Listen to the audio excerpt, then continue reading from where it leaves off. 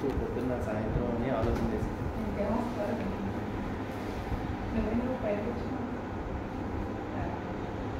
సరే, మంచిదండి. ఈ రాత్రి దేవుని వాక్యాన్ని ధ్యానించేదాని కొరకై పరిశుద్ధ గ్రంథం నుండి పాత నిబంధన గ్రంథము ఆమోసు గ్రంథము 4వ అధ్యాయము 12వ వచనాన్ని మనందరూ కలిసి చదువుకుందాం. పరిశుద్ధ గ్రంథం నుండి పాత నిబంధన గ్రంథము ఆమోసు గ్రంథం 4వ అధ్యాయం 12వ వచనం. అంటే పాత నిబంధనలో పేజ్ సంఖ్య 757వ పేజీలో రాయబడినటువంటి దేవుని వాక్యాన్ని బైబిల్ కలిగిన వారు, బైబిల్ చదవగలిగిన వారు నాతో కలిసి చదవడానికి ప్రయత్నం చేయండి. కాబట్టి ఇశ్రాయేలీయులారా, మీ ఎడల నేను ఇలాగనే చేయగలను గనుక ఇశ్రాయేలీయులారా, మీ దేవుని సన్నిధిని కనబడుటకై సిద్ధపడుడి. చిన్న ప్రార్థన. పరిశుద్ధుడు అయిన తండ్రి, ప్రేమ కలిగిన రక్షకుడా యేసుక్రీస్తు ప్రభువా, మీకు వేలాది వందనాలు, స్తోత్రాలు చెల్లిస్తున్నాం. ఈ సమయంలో సిద్ధపాటు కూడిక కొరకై మరి కొన్ని సంగతులు మీరు మాట్లాడితే మేము నేర్చుకోవాలని ఆశపడి మీరు చూస్తూ ఉండగా మీరే మాతో మాట్లాడి మహిమ పొందమని యేసుక్రీస్తు ప్రభు నామంలో స్తుతించి ప్రార్థిస్తున్నాము తండ్రి. మంచిది. జనరల్గా ఈరోజు కూడికని ఏమంటామంటే సిద్ధపాటు కూడిక. అంటే దేని కొరకు మనం సిద్ధపడాలి అంటే ప్రాముఖ్యముగా ఒకటి యేసుక్రీస్తు ప్రభు వారి యొక్క రెండవ రాకడ కొరకు సిద్ధపడాలి. ఇవాళ ఇప్పుడే ప్రభు వస్తే కాబట్టి మనం ఒక క్రైస్తవ విశ్వాసి ప్రతిరోజు ప్రతి క్షణము కూడా యేసు ప్రభు వారి యొక్క రాకడ కొరకు సిద్ధపాటు కలిగి ఉండాలి. సిద్ధపడినటువంటి విశ్వాసిగా ఉండడం అనేది చాలా ప్రాముఖ్యం విశ్వాస జీవితంలో. ఒకటి ప్రభు యొక్క రాకడ కొరకు సిద్ధపడడం అనేది ఎంత ప్రాముఖ్యమో, ఒకవేళ ప్రభు యొక్క రాకడ ఆలస్యమైతే మరి దేని కొరకు సిద్ధపడాలి అంటే రేపు ప్రభు దినం, రేపు ప్రభుని మనము ఆరాధించేటటువంటి దినం, లేదా రేపు యేసుక్రీస్తు ప్రభు వారు మరణాన్ని గెలిచి పునరుత్థానుడై సజీవుడై మృత్యుంజయుడై 3వ దినంలో సజీవుడిగా తిరిగి లేచినటువంటి రోజు ఆదివారం, పరిశుద్ధ దినం, ఆరాధనా దినం. కాబట్టి ప్రభు అన్నాడు, ఆయన్ను ఆరాధించువారు ఆత్మతోనూ సత్యముతోనూ ఆరాధించాలి అన్నాడు. కాబట్టి ఈ రాత్రి ఎందుకు సిద్ధపాటు కూడిక అంటే ప్రభు దినం రోజున ప్రభు సన్నిధిలో ప్రభువుని పరిశుద్ధమైనటువంటి విధానంలో మరి ఆత్మతో సత్యముతో మనస్ఫూర్తిగా హృదయపూర్వకముగా నీవు నేను కూడా ప్రభువుని ఆరాధించే దాని కొరకు మనం ఈ రాత్రే మనం ఏం చేసుకోవాలి, సిద్ధపరచుకోవాలి. అది చాలా ప్రాముఖ్యం. అందుకని యెహోషువ ఒక మాట అంటాడు. యెహోషువ గ్రంథం 3వ అధ్యాయం 5వ వచనం చూసినట్లయితే అక్కడ యెహోషువ అంటాడు ఇశ్రాయేలు ప్రజలతో, రేపు యెహోవా మీ మధ్య ఒక అద్భుత కార్యమును చేయను గనుక నేడు మిమ్మల్ని మీరేం చేసుకోండి, పరిశుద్ధపరచుకోండి అన్నాడు యెహోషువ గ్రంథం 3వ అధ్యాయం 5వ వచనం.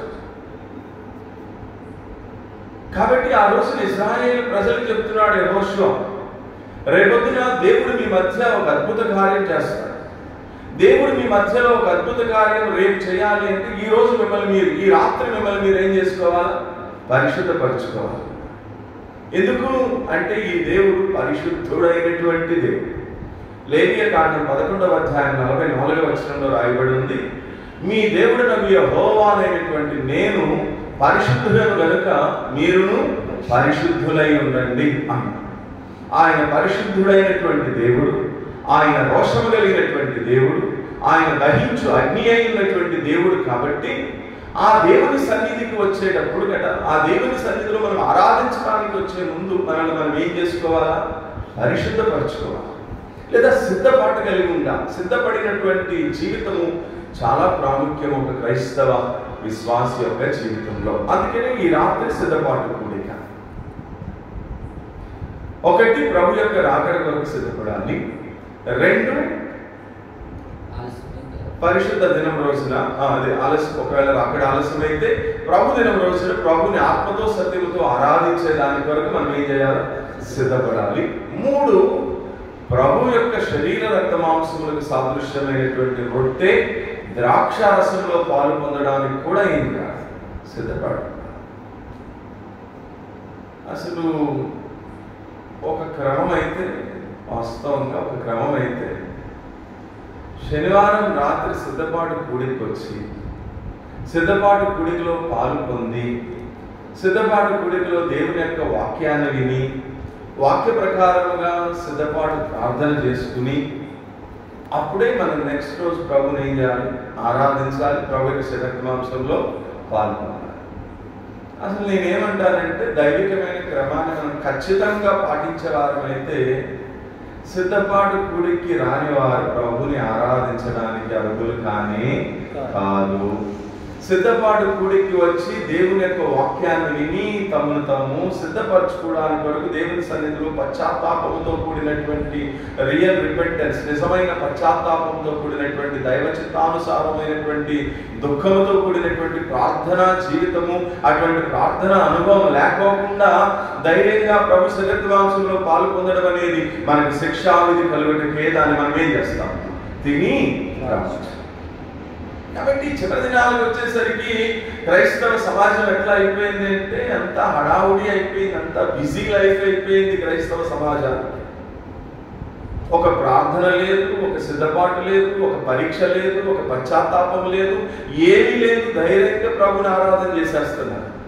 ప్రభు అన్నాడు, నీ ఆత్మతో సత్యముతో ప్రభుని ఆరాధన చేయాలి. ఆ రోజుల్లో కూడా ఇట్లాగే ప్రభుని ఆరాధన చేస్తా ఉంటే ప్రభు అన్నాడు, వీరు తమ పెదవులతోనే నన్ను ఘనపరుస్తున్నారు కానీ వారి హృదయం నాకు దూరంగా ఉందన్నాడు. ఇప్పుడు కూడా అట్లాగే ఉంది.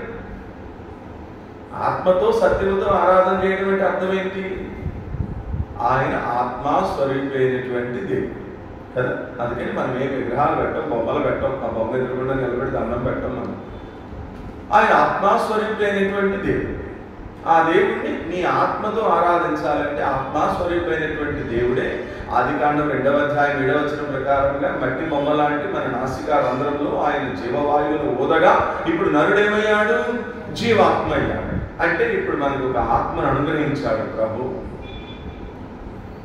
మనం మాట్లాడుతున్నాం, మనం చూస్తున్నాం, మనం పాడగలుగుతున్నాం, మనం ప్రభుని ఆరాధన చేయగలుగుతున్నాము అంటే మనలో ఇంకా ఆ ఆత్మ అలా నిలిచి ఉంది. ఇంకా ఆత్మ దాన్ని దయచేసిన దేవుని దగ్గరికి వెళ్ళాల.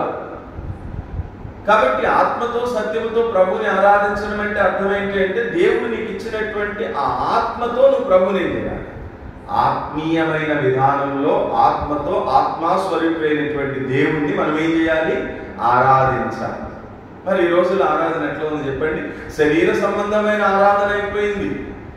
ఎందుకు శరీర సంబంధమైన ఆరాధన అయిపోయింది అంటున్నారంటే, ఒకటి సిద్ధపాటు కూడికి రావట్లేదు, 2 ఆదివారం రోజును కూడా ఏమైనా సమయానికి వస్తున్నావా అంటే సమయానికి రావట్లేదు. ఆదివారం రోజును కూడా మరి పాటలు అయిపోతున్నాయి, ప్రారంభ ప్రార్థన అయిపోతుంది, పాటలు అయిపోతా ఉన్నాయి, ఆరాధన వర్తమానం కూడా అయిపోయిన తర్వాత వస్తున్నావు, ధైర్యంగా ప్రభుని ఆరాధన చేసి వస్తున్నావు. నువ్వు ఎట్లా ఆరాధన చేస్తున్నావు అంటే ఈ ఆరాధన ఏ ఆరాధన?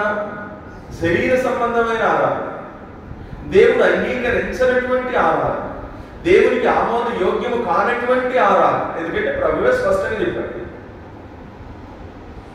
దేవుడు ఆత్మ గనుక ఆయన ఆరాధించువారు ఆత్మతోనూ సత్యముతోనూ ప్రభువుని ఆరాధించాలి. అంటే ఒకటి దేవుడు నీకు అనుగ్రహించినటువంటి జీవాత్మతో ఆత్మీయమైనటువంటి విధానంలో ప్రభువుని ఆరాధించాలి.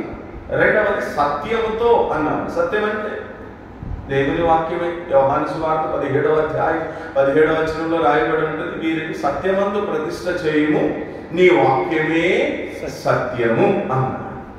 అంటే ఇప్పుడు యోహాను సువార్త 17వ అధ్యాయం 17వ వచనం ప్రకారంగా సత్యం అంటే ఏంటి? దేవుని వాక్యమే. ఇప్పుడు నువ్వు నేను ప్రభువుని ఆరాధించాలి అంటే ఎట్లా ఆరాధించాలా? ఒకటి ఆత్మతో ఆరాధించాలి, 2 సత్యముతో అంటే through the word of God. అంటే నీ ఆరాధనలో ఏముండాలా? వాక్యం ఉండాలి. ఆరాధనలో వాక్యం ఉండాలంటే నువ్వు ఎప్పుడు రావాలా?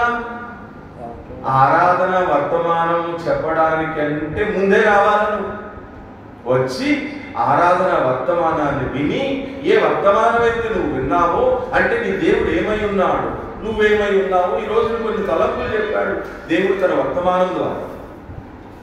ఆయన పరిశుద్ధుడైన దేవుడని, నువ్వు పాపాత్ముడైనటువంటి మానవుడు అని, ఆయన తన పరిశుద్ధమైనటువంటి రక్తంతో నీ జన్మ కర్మ పాపములన్నీ కూడా కడిగి నీ రోజును పరిశుద్ధపరిచాడని ఆయన తన వాక్యం ద్వారా మనతో మాట్లాడుతూ వచ్చాడు ఆరాధన వర్తమానంలో.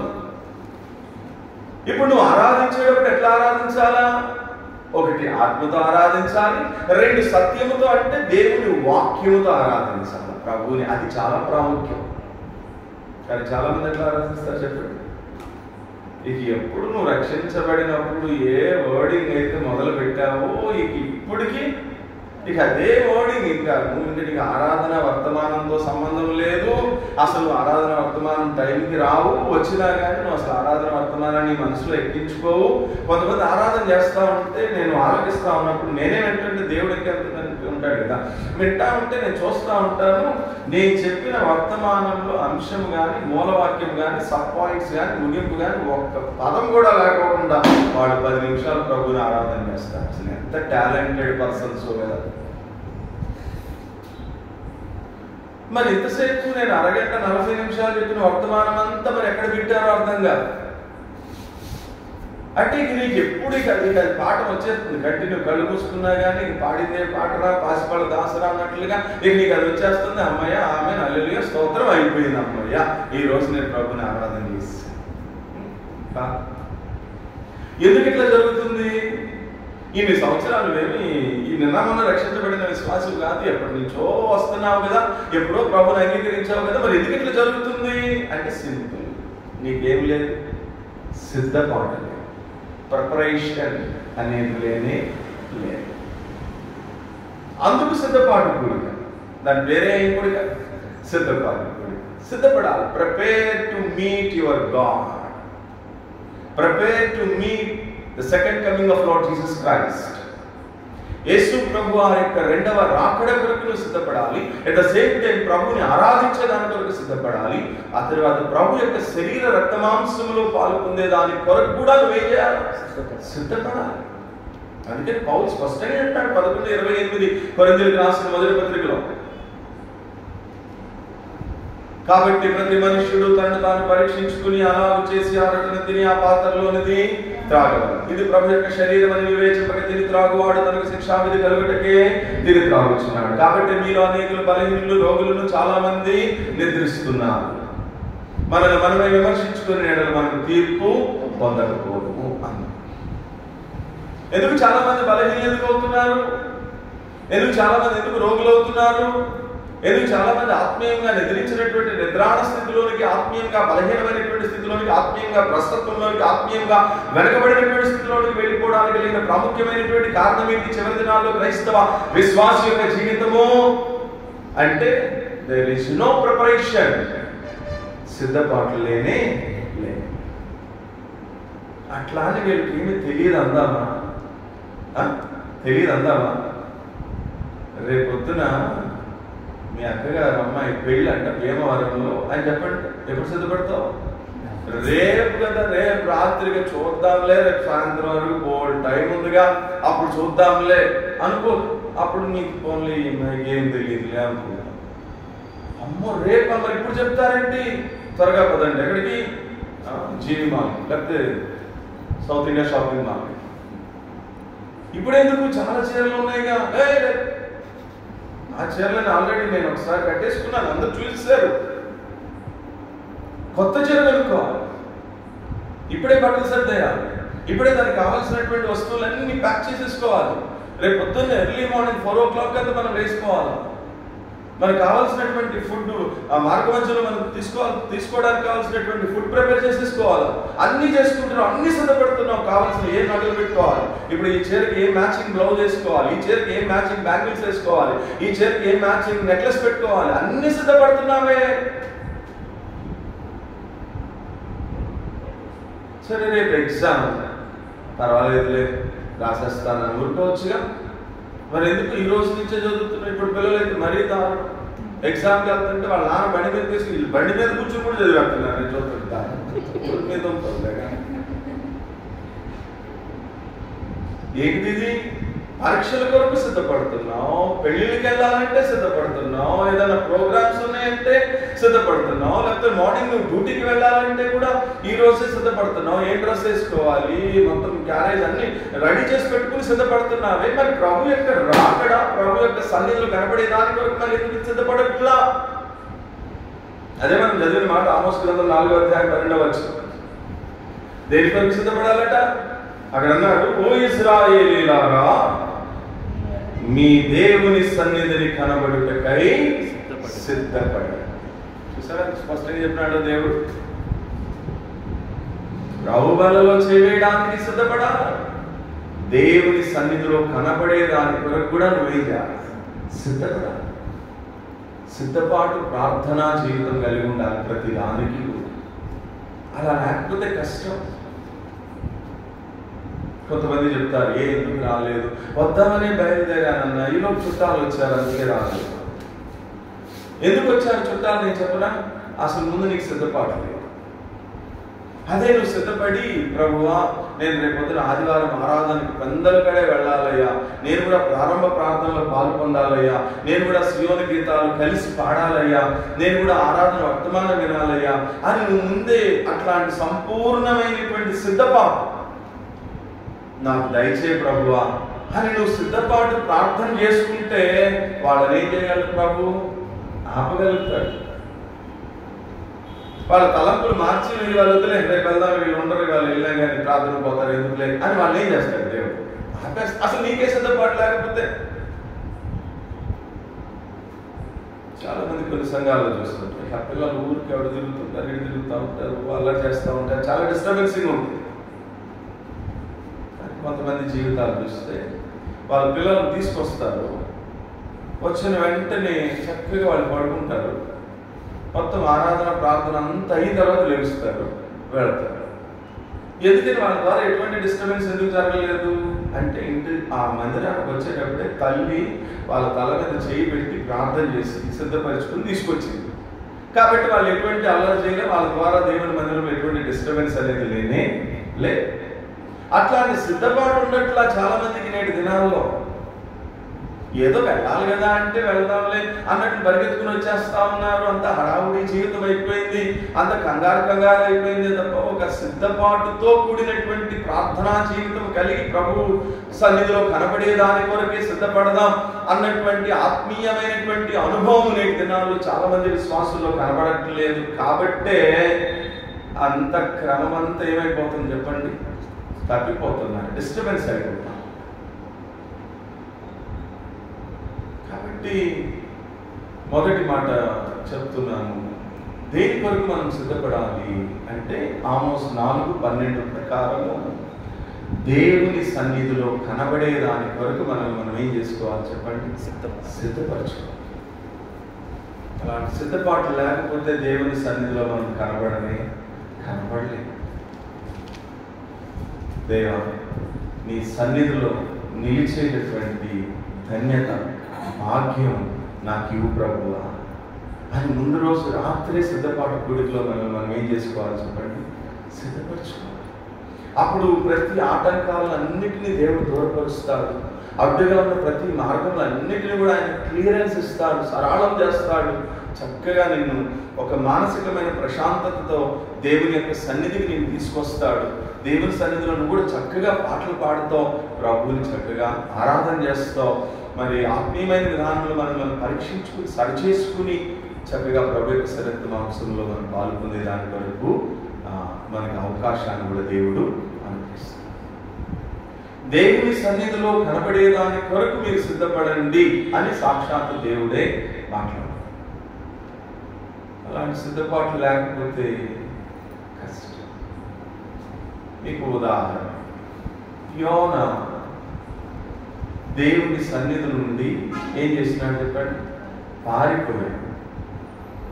లేదా దేవుని సన్నిధిలో ఉండడానికి ఇష్టపడలేదు అనుకుందాం, అంతే కదా. దేవుడు అన్నాడు, యోనా నీవు నినివే అనే ఊరు వెళ్ళు. ఆ నినివే అనేటటువంటి పట్టణంలో ఉన్నటువంటి ప్రజల యొక్క దుస్థితి, వారి పాపము నా దృష్టికి బహు ఘోరమైపోయింది. కాబట్టి యాజ్ ఎ ప్రాఫిట్ నువ్వు నా చేతిలో వాడబడే ఒక ప్రవక్తగా ఆ పట్టణానికి వెళ్ళి ఆ పట్టణంలో ఉన్న ప్రజలకి సువార్తను ప్రకటించు, వారి పాపం యొక్క స్థితిని గురించి వారికి తెలియచేయి, వారి ఉపవాసం ఉండి కన్నీరు విడుస్తూ మనస్ఫూర్తిగా దేవుని సన్నిధిలో వారి యొక్క పాపము ఒప్పుకుని మరి విడిచిపెట్టేటట్లుగా వారికి ఈ హెచ్చరికని చెప్పు అని దేవుడు పంపిస్తే యోనా ఏ ఊరు వెళ్ళటానికి టికెట్ కొన్నాడట? తర్షీస్ అనే ఊరు వెళ్ళడానికి టికెట్ కొన్నాడు. ఓడెక్కేశాడు. ఇప్పుడు దేవుని సన్నిధిలో ఉండడానికి యోనా ఇష్టపడనే ఇష్టపడ. తన సొంత ప్లానింగ్తో వెళ్తా ఉన్నాడు. దేవుని చిత్తమేమో నినివేకి వెళ్ళమని, దేవుని సంకల్పము దేవుని ప్రణాళికేమో నినివేకి వెళ్ళమని. మరి యోనా చిత్తము యోనా ఇష్టమేమో తర్షీష్కి వెళ్ళమని. అది రాత్రి చెప్పింది. మనం దేవుని ఇష్టాన్ని దేవుని చిత్తాన్ని నెరవేర్చే వారిగా ఉండాలి తప్ప మన ఇష్టాన్ని నెరవేర్చుకునే వారిగా మనం ఉండకూడదు. ఇప్పుడు దేవుని సన్నిధి నుంచి దూరమయ్యాడు యోనా. ఏమైనా మంచిగా అనిపించింది ఆ యోనాకి? అంత కష్టాలు. యోనా వలన మొత్తం ఆ ఓడలో ఉన్న వాళ్ళందరికీ అందరికీ నష్టం వచ్చింది. తుఫాన్ వచ్చేసింది. ఓడలో ఉన్న సరుకులన్నీ వేస్ట్ అయిపోయినాయి, పడేస్తున్నారు. వాళ్ళందరూ భయపడిపోయారు, అందరూ కంగారు పడిపోయినారు. చూసా ఒక్క వ్యక్తి అవిధేయత ఎంత నష్టాన్ని తీసుకుని వచ్చింది. ఆ తర్వాత 3 రోజులు ఆ మత్స్యం కడుపులో ఉండాల్సిన పరిస్థితి వచ్చింది యోనా. అక్కడ ప్రార్థన చేస్తా ఉన్నాడు యోనా. నేను దేవుని సన్నిధికి వెళ్ళాయా, దేవుని సన్నిధిలో ఉండి చక్కగా ప్రార్థన చేసుకో అంటే దేవుని సన్నిధికి రావడానికి నీకు కష్టమయ్యి నీ ఇష్టం వచ్చిన దారిలో నువ్వు వెళితే ఇప్పుడు అక్కడ పడరాని పాటలు పడుతూ ఇప్పుడు అక్కడ ప్రార్థన చేయాల్సిన పరిస్థితి వస్తుంది మనకు. ఎందుకు వచ్చిన బాధ? దేవుడు స్పష్టంగా చెప్పినాడు, 6 రోజులు నీ పనులు చేసుకో, 7వ రోజు దేవుని సన్నిధిలో కనపడు. అలా దేవుని సన్నిధిలో కనపడే దాని కొరకే నిన్ను నీవు సిద్ధపరచుకో అన్నాడు దేవుడు. అయిపోయింది పని. 7ంటికి అయిపోతుంది మన డ్యూటీస్. శనివారం 7 గంటలకి అందరి డ్యూటీస్ అయిపోతాయి. ఎవరి కూలి వాళ్ళకి శనివారం రోజు రాత్రే ఎవరి కూలి వాళ్ళకి ఇచ్చేస్తారు. ఆ కూలి తీసుకున్నావు, అయిపోయింది నీ డ్యూటీ. ఎక్కడికి కనపడాలా? దేవుని సన్నిధికి రావాలి. ఎందుకు రావాలా? రేపటి రోజున ప్రభుని నేను ఆరాధించాలి అంటే ఈ రోజు నన్ను నేనేం చేసుకోవాలి? సిద్ధపరచుకోవాలి. ఇట్ మీన్స్ పరిశుద్ధపరచుకోవాలి. ఒక ప్రిపరేషన్ లేకుండా ఏం చెప్తాం చెప్పండి? ఇప్పుడు రేపొద్దున ఆరాధన వర్తమానం చెప్పాలి అంటే ఈ రోజు రాత్రి లేకపోతే ఈ వారం అంతా నేనేం చేయాలా? సిద్ధపడాలి. అప్పుడే నేను చెప్పిన వర్తమానం ప్రజలు హృదయాల్లో ఏం చేస్తుంది చెప్పండి? కార్యం జరిగిస్తారు. అలా కాకుండా అలాగే నేను మామూలుగా వచ్చేసి పర్వాలేదులే, నేను ఎట్లా ఉన్నా సరే పర్వాలేదు నేను చెప్పేస్తానని వచ్చేసి చెప్పేస్తే దానివల్ల ఎవరికి ఏం ప్రయోజనం అనేది ఉందని ఉంటాను.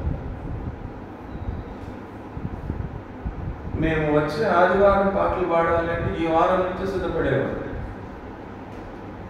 ఏ పాటలు అని ఒక 3 పాటలు సెలెక్ట్ చేసి ఈ పాటలు అందరూ కలిసి పాడి సిద్ధపడేవారు. అప్పుడు ఆదివారం ఆరాధన రోజులు పైకి ఎక్కిన తర్వాత ఏం పాట పాడతాం? మీరేమో చెప్పండి. ఈ పాట నాకు రాదన్నా, ఇంకోటి చెప్పండి. ఈ పాట నాకు రాదన్నా అని కూడా చెప్పండి. సరిపోయింది సామాన్, టైం అంతా. ఎందుకు? సిద్ధపాటు కూడికంటే అదే. సిద్ధపాటు కూడికంటే రేపటి రోజున దీని కొరకు ఈ రోజు మనం ఏమవ్వాలి? ప్రిపేర్ అవ్వాలి. మన పిల్లలు స్కిట్స్ వేశారు, 10 రోజుల నుంచి ఏం చేసినారు?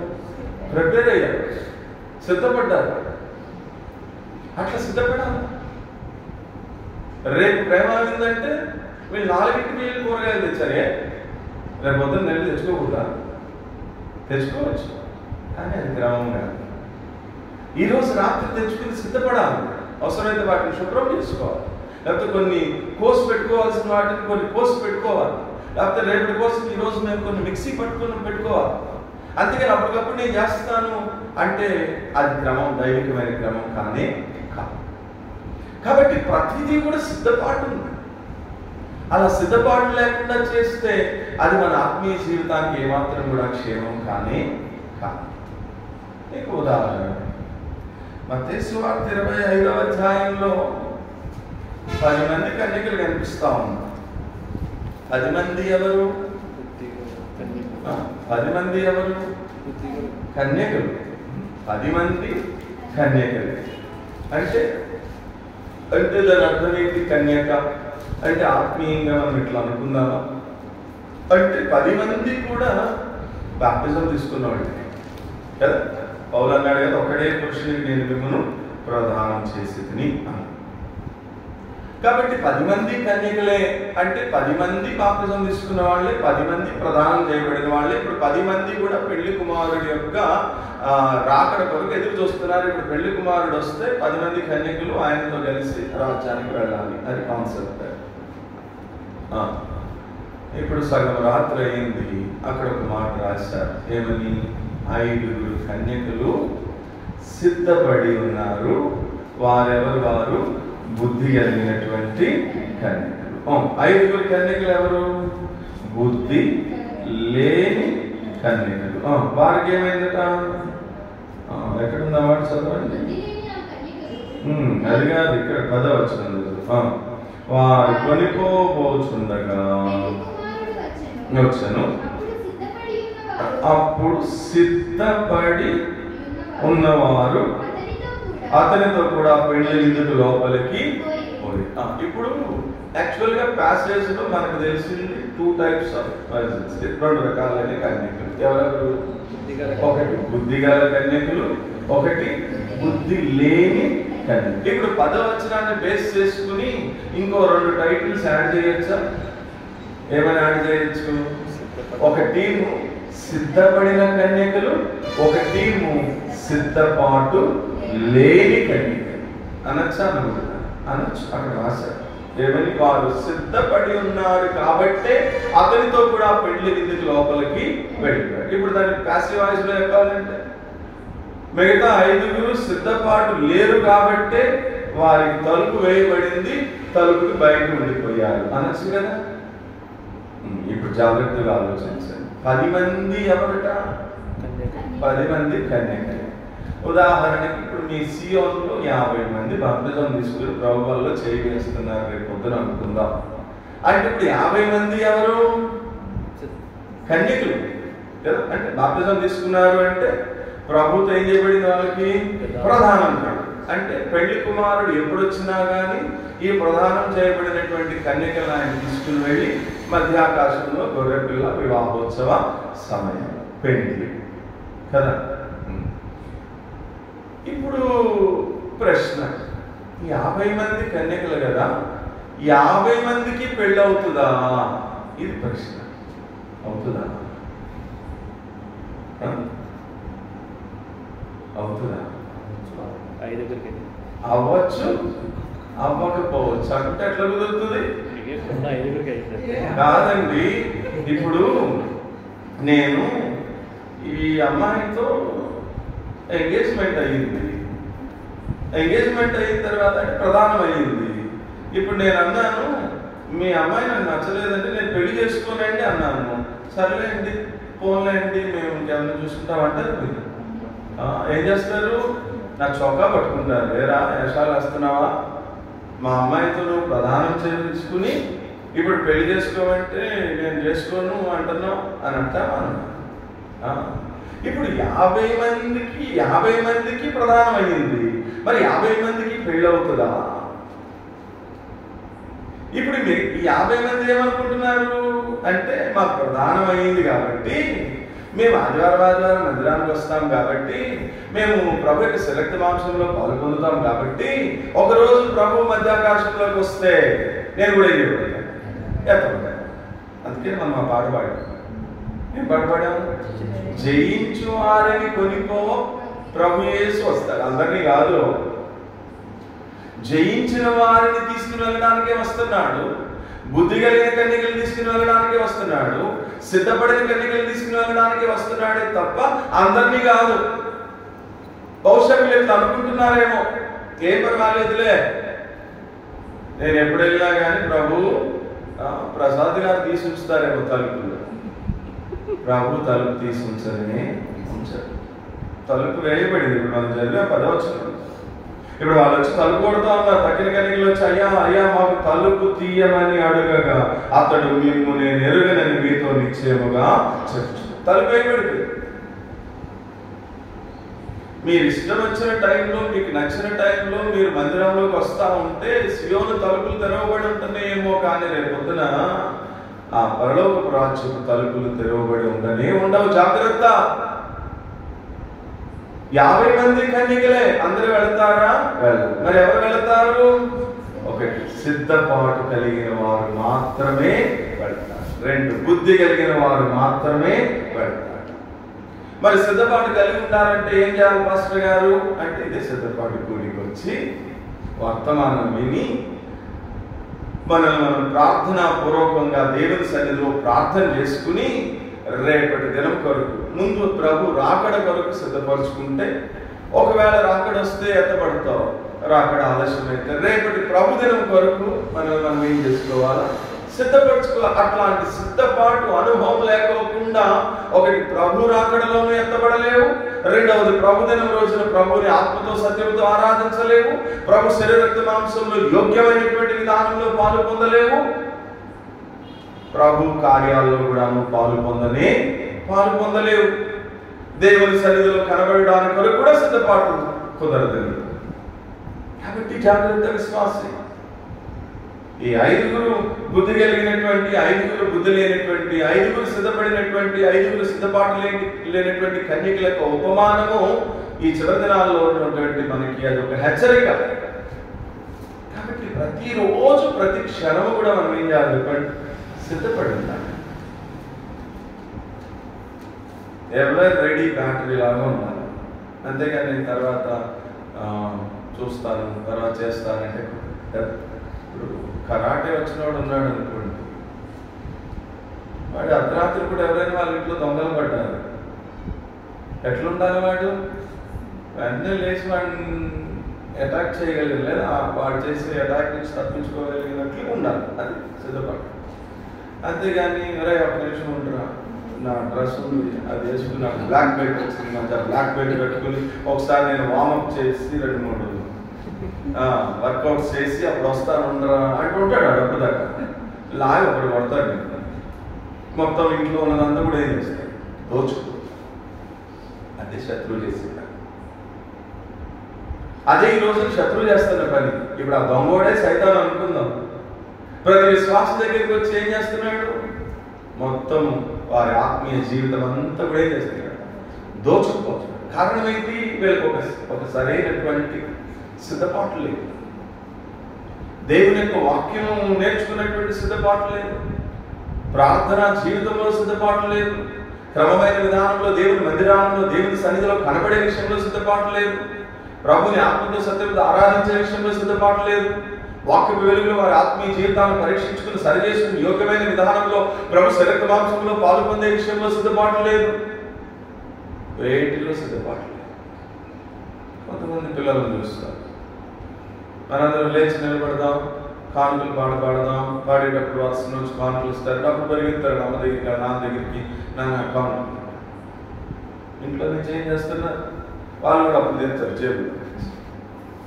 ఇంట్లోనే ఏం చేయాలి? ఇంట్లోనే ఎవరు అసలు నీకు ఆ సిద్ధపాటు ఇంట్లోనే.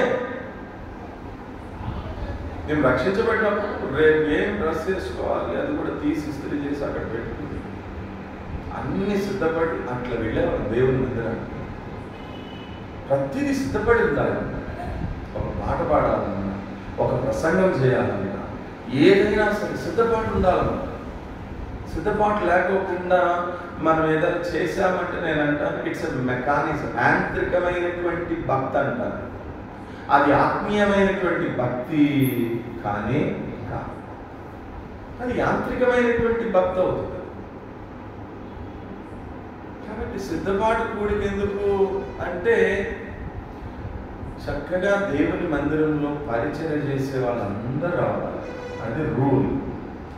క్రమం ఏంటంటే సిద్ధపాటు కూడికి రేపొద్దున నేను ఈ పని చేస్తాను అంటే, ఇన్ ద సెన్స్ నువ్వు ఇక్కడ ఊడవాలన్నా, నువ్వు చేపలు వేయాలన్నా, నువ్వు వంట పరిచయం చేయాలన్నా, నువ్వు లీడింగ్ చేసే పరిచర్య చేయాలన్నా, నువ్వు పాటలు పాడే పరిచర్య చేయాలన్నా, నువ్వు ఆరాధన వర్తమానం చెప్పే పరిచర్య చేయాలన్నా, నువ్వు బల్ల వర్తమానం చెప్పే పరిచర్య చేయాలన్నా, నువ్వు బల్ల పంచే పరిచర్య చేయాలన్నా, నువ్వు ప్రేమావిందులో వారికి వడ్డించే పరిచర్య చేయాలన్నా, నువ్వు మధ్యాహ్నం సువార్తలో పరిచర్య చేయాలన్నా, రాత్రి కూడికలో పరిచర్య చేయాలన్నా, ఏ పరిచర్య చేయడానికి వరకు నువ్వు సిద్ధపడావో వాళ్ళందరూ ఇక్కడ ఉండాలి రాత్రి. అది సిద్ధపడడం. ఉండి వాక్యం ఒక పాట పాడుకుని కొంచెం సేపు వాక్యాన్ని ఏదో ఒక కీర్తన భాగమో లేకపోతే ఏదో ఒక వాక్య భాగాన్ని చదువుకుని అప్పుడు ప్రార్థనాపూర్వకంగా అన్న రేపు మీరు పాటలు పాడండి. ఏ పాటలు పాడతారు? ఇదిగో ఈ పాటలు. ఈ రాత్రి అంతా మీరేం చేయండి? బాగా ప్రాక్టీస్ చేయండి, సిద్ధపడండి. అందుకని స్టేజ్ ఎక్కిన తర్వాత తప్పు పాడటం లేకపోతే నాకు కాదు అనకూడదు. ఈ రాత్రి అంతా మీరు సిద్ధపడండి. బ్రదర్, మీరు రేపు ఆరాధన వర్తమానం చెప్పాలి కాబట్టి మీరేం చేయాలి? ఆరాధన వర్తమానం సిద్ధపడండి. ఆరాధన వర్తమానం అంటే దేవుడు ఏమై ఉన్నాడో ఒక 4 సంగతులు చెప్పండి. ఆ దేవుని గొప్పతనాన్ని గురించి 4 మాటలు సిద్ధపడండి. దేవుణ్ణి అడగండి, ప్రార్థన చేసుకోండి. దేవుడు మీకు 4 తలంపులు ఇస్తాడు. అది సిద్ధపడి వచ్చి ఆరాధన వర్తమానం చెప్పండి. మీరు బలవర్తమానం చెప్పాలి కాబట్టి మీరు సిద్ధపడండి. మీరు రేపొద్దున వంట పరిచయం చేయాలి కాబట్టి సిద్ధపడండి. ఏం కావాలో లిస్ట్ ఇవ్వండి, చూసుకోండి. మార్కెట్కి వెళ్ళి తెచ్చుకోండి. కావాల్సిన డబ్బులు తీసుకోండి. అవి ఏం కడుక్కోవాలో, శుభ్రం చేయాలో, కట్ చేసి పెట్టుకోవాలో ఈరోజే కట్ చేసి పెట్టుకోవాలి.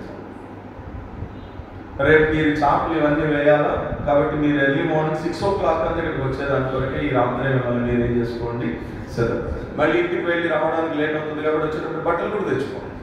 6 o'clock అంతా శుభ్రంగా ఇదంతా ఊడ్ చేసి మాప్ పెట్టేసేసి మళ్ళీ ఇంటికి ఆరిన తర్వాత చాపలు వేసేసి అలాగే. అంటే ఇప్పుడు ఎవరి డ్యూటీ వాళ్ళకి ఇక్కడ నుంచి ఒక లీడర్, నాయకుడు అలాట్ చేస్తా ఉంటే ప్రార్థనాపూర్వకంగా అవన్నీ నోట్ చేసుకుని రేపొద్దు నాకు ఈ డ్యూటీ అలాట్ చేయబడింది సంఘంలో కాబట్టి ఈ పని చేయడానికి కొరకు ఈ రాత్రే నన్ను నేనేం చేసుకోవాలి? సిద్ధపరచుకోవాలి. అంతేగాని ఏం క్రమం లేకపోకుండా నువ్వు డైరెక్ట్గా వచ్చేస్తావు, స్టేజ్ ఎక్కేస్తావు, పాటలు పాడేస్తానంటావు, ప్రసంగం చేసేస్తానంటావు, అది చేసేస్తావు, ఇది చేసేస్తావు. సిద్ధమాట లేకపోతే కార్యం అట్లా జరుగుతుంది. ఆ పాట వాళ్ళ హృదయంలో ఎందుకు తాకట్లా? నువ్వు చేసిన ప్రసంగం వాళ్ళ హృదయాన్ని ఎందుకు కదిలించట్లా? నువ్వు చేసిన బలవర్తమానం ద్వారా వాళ్ళు ఎందుకు పరీక్ష చేసుకుని ప్రభు వల్ల పొందలేకపోతున్నారంటే అసలు ఈ సిద్ధపాటు లేదు. అసలు ఏ పరిచయకి సిద్ధపాటు లేదు. ఇక దేవుని కార్యం ఏం చూస్తాం, దేవుని అద్భుతం ఏం చూస్తాం. అదే కదా యెహోషువ అన్నాడు 3వ అధ్యాయం 5వ వచనంలో, రేపు యెహోవా మీ మధ్య అద్భుత కార్యం చేయాలి అంటే ఈ రోజు మిమ్మల్ని మీరేం చేసుకోండి? పరిశుద్ధపరచుకోండి. రేపు దేవుని కార్యాన్ని నీ జీవితంలో, నీ కుటుంబంలో, నీ సంఘంలో చూడాలి అంటే ఈ రోజు నేను సిద్ధపరచుకోవాలా? ఒక సిద్ధపాటు లేకోకుండా ఎట్లా దేవుని కార్యాన్ని చూస్తాం? యెహోషువ దేవుని సేవకులందరూ మందసాన్ని భుజాన పట్టుకుని మొదట వాళ్ళ అడుగు యోర్దాను నది మీద కాలు పెడితే నేను 2 పాయలు చేస్తాను అంటే ఇప్పుడు ఏం చేయాలా? దేవుని సేవకులందరూ మందసాన్ని భుజాన పెట్టుకుని రెడీగా యోర్దాను ఎంత ఉధృతంగా ప్రవహిస్తా ఉంది, కాలు పెడితే కొట్టుకుపోతారా అన్నంత ఉధృతంగా ప్రవహిస్తాం. అయినా కానీ దేవుడు చెప్పాడు కాబట్టి వీళ్ళు మీరు ఏం చేసుకోవాలా? సిద్ధపరచుకోవాలి. సిద్ధపరచుకుని వెళ్ళి కాలు అక్కడ పెడితే అప్పుడు దేవుడు అద్భుతం చూశారు. అంతేగాని అమ్మో మేము అట్లా కాదు, కాలు పెడితే కొట్టుకుపోతామేమో, ముందు నువ్వు 2 పాయలు చేయి, నేల ఆరితే అప్పుడు ఆరిన నేల మీద మేము మనసు పట్టుకుపోతాం అన్నారు అలా. కాబట్టి దేవుని యొక్క అద్భుత ఆశ్చర్య కార్యాలు మన జీవితంలో మనం చూడాలి అంటే అసలు మొదట మనకు సిద్ధపాటు ఉండాలి, సిద్ధపడినటువంటి జీవితం ఉండాలి. అది ప్రభు రాకడకైనా, అది ప్రభు యొక్క ఆరాధన రోజుకైనా సరే ప్రతిదానికి సిద్ధపడి ఉండాలి. అట్లాంటి సిద్ధపాటు లేకోకుండా మనం ఏది చేసినా కూడా అది దైవికమైన క్రమం కానీ మన సహవాసంలో సిద్ధపాటు కూడిక యొక్క ఉద్దేశం. సిద్ధపాటు కూడిక అంటే ఇప్పుడు మామూలుగా మీరు వస్తే నేను బైబిల్ స్టడీలో ఏదైనా వాకింగ్ చెప్పేసేసి మనం ప్రార్థన చేసుకుని వెళ్ళిపోయేది కాదండి. సిద్ధపాటు కూడిక అంటే రేపొద్దులు ఎవరెవరు ఏమేమి పరిచయం చేస్తున్నారు. నాది వాక్య పరిచర్య, మీది లీడింగ్ పరిచర్య, ఆయన ఇన్స్ట్రుమెంట్స్ ప్లే చేసే పరిచర్య, ఇంకొక ఆయనది పాటలు పాడే పరిచర్య, ఈమెది చాపలు వేసే పరిచర్య, ఆమెది వంట పరిచర్య. ఇట్లా అందరూ పరిచారకులు. మరి నా మటుకు నేను సిద్ధపడాలి, మీ మటుకు మీరు సిద్ధపడాలి, ఆయన మటుకు ఆయన సిద్ధపడాలి, ఆమె మటుకు ఆమె సిద్ధపడాలి, అందరూ సిద్ధపడాలి. ఇప్పుడు అందరం సిద్ధపాటు కలిగి రేపొద్దున దేవుని పరిచయం చేస్తే అప్పుడు దేవుని యొక్క అద్భుతాన్ని మన సంఘంలో మనం చూడగలుగుతాం. అలా కాకుండా నేను ఒక్కడినే సిద్ధపడి మీరు సిద్ధపడుకోకుండా, లేకపోతే మీరు ఒక్కరే సిద్ధపడి వాళ్ళు సిద్ధపడుకోకుండా వస్తే ఆ యూనిటీ మిస్ అయితే దేవుని కార్యాలను మనం చూడలేము. అది యూనిటీ, ఆ సిద్ధపాటు. ఎవరికుండో చెప్పండి పనులు, నాకుండవు. నాకు కూడా ఉంటాయి పనులు, కానీ ఇంకా ఆ పనులు ఆపుకోవాలి. సాయంత్రం 7 తర్వాత ఇక ప్రభు మనకంటే రాత్రి 12 నుంచి మళ్ళీ నెక్స్ట్ రోజు 12 వరకు ఒక రోజు. ఇజ్రాయేల్ ప్రకారం అంటే సాయంత్రం 6 నుంచి రేపు సాయంత్రం 6 వరకు ఒక రోజు. అంటే సాయంత్రం 6 అయిందంటే మనం ఇప్పుడు ప్రభు దినంలోకి వచ్చేసినట్టు మనం సిద్ధపరచుకోవాలి. చాలు ఈరోజు మొదటి మాట. దేని కొరకు మనం సిద్ధపడాలి అంటే దేవుని సన్నిధిలో కనబడే దాని కొరకు మనం ఏం చేసుకోవాలి చెప్పండి? సిద్ధపాటు లేకుండా దేవుని సన్నిధిలో కనబడడం అనేది కుదిరే పని కానీ కాదు. సిద్ధపాటు లేకుండా నేను పర్వాలేదు రేపు వెళ్ళిపోతాను అనుకుంటే ఈ లోపు నీకు ఏదో అర్జెంట్ పని పడుతుంది, మిస్ అయిపోతుంది. అయ్యో బాధ వస్తుంది, అయ్యో నేను రాలేకపోయాను, అయ్యో నేను వెళ్ళలేకపోయాను ఆదివారం ఆరాధనకి, నేను ప్రభువులు చేయలేకపోయాను అని బాధపడతాను. కాబట్టి ఇది మొదటి మాట. దేవుని సన్నిధిలో కనబడే దాని కొరకు మనం ఏం చేసుకుందాం? సిద్ధపరచు. అట్టి సిద్ధపాటు నాకు దయచేయి ప్రభువా అని దేవుని మనం ప్రార్థన చేయాలి. చాలు ఈరోజుకి ఈ వర్తమానం చాలు. మొదటి ఒక విషయం చాలు. తర్వాత చిన్న ప్రార్థన.